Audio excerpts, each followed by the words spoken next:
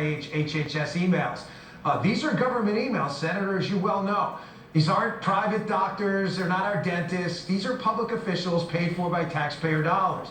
I think in those emails we could get to the bottom of the motivations behind making this lab leak theory go away. We've already seen some of these emails. What else do you think we could find there? I suspect we'll find resistance. I don't think that they're going to give us the emails. The emails that we got previously came from an independent party utilizing the Freedom of Information Act. I suspect that we will also have to use the Freedom of Information Act or a congressional subpoena to get these. They're not going to be easily gotten. But I think we have enough information now to know that the people who were sending these emails back and forth, for example, the first day that they catch wind that this might have come from the lab, there's an urgent email from Dr. Fauci to one of his assistants saying, read this paper and get back to me this morning. The paper in question was a paper between Dr. Shi, the bat scientist in Wuhan, and a doctor in North Carolina.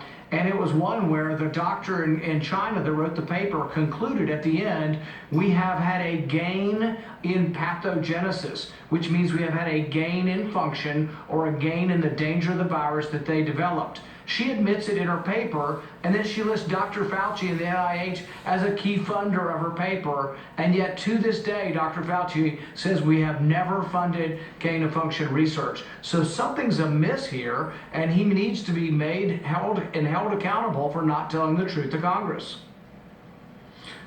Senator, one last question I'd like to get to here is this. There seems to be a new anti-science attitude from the left that claims to believe in fact and data, the party of science, with the dreaded air quotes. They keep telling us things that there's very little evidence to back up. I saw Congressman Massey had objected to a question this week. He had coronavirus, obviously still has some immunity from it. Yet there are some people out there, public health officials and others, claiming that there's evidence that we should get the vaccine if you've had coronavirus in the past. Your comments and thoughts on that, and maybe the motivations behind this new anti-science attitude. This may be the biggest scientific error that Dr. Fauci has made so far and continues to make. He's completely discounting natural immunity, the immunity you get after you've had an infection. All of the scientific studies, and I emphasize that all, hundreds of studies now show that you do have immunity. But if you discount that and you don't count it, then Dr. Fauci says, oh no, we don't have enough people vaccinated, we're not at herd immunity. Now we have to have mandates on the children, and we must force children of all ages to have the vaccine, even though they don't get sick from COVID very often, and they almost never die from it. He wants to force the vaccine on them because he makes a scientific error and doesn't count natural immunity.